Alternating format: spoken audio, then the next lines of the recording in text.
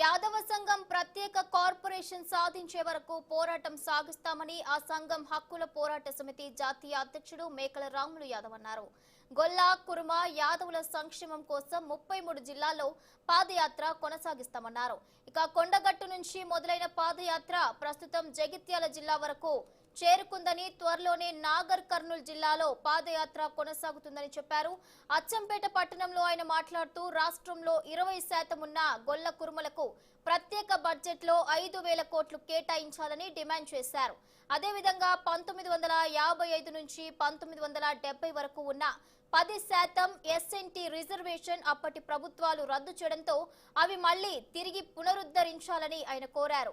10% SNT reservation ద్వారా ఎంతో మంది చదువుకున్న వారికి ఉద్యోగ అవకాశాలు దక్కుతాయన్నారు.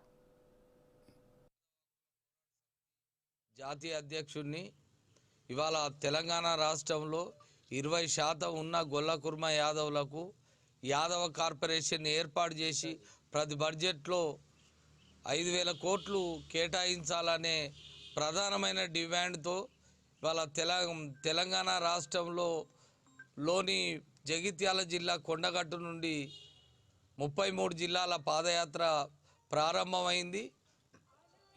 నిన్నటి వరకు దాదాపు మన జనగాం దగ్గర వచ్చింది.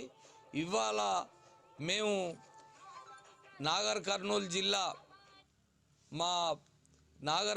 జిల్లా అధ్యక్షుడు కుందెల శంకర్ యాదవ్ మరియు రాష్ట్ర కార్యదర్శి మా మల్లేష్ యాదవ్ అన్న, అదేవిధంగా రాష్ట్ర ఉపాధ్యక్షుడు చిలకల శ్రీనివాస్ యాదవ్, మా అమర్ యాదవ్, మిగతా మండల అధ్యక్షులు, అదేవిధంగా అది రాష్ట్ర కమిటీ మెంబర్సు యాదవ కార్పొరేషన్ ఏర్పాటు చేసి ప్రతి బడ్జెట్లో 5,000 కోట్లు కేటాయించాలని మేము తెలంగాణ ప్రభుత్వం కేసీఆర్ ముఖ్యమంత్రి గారిని మేము డిమాండ్ చేస్తున్నాం.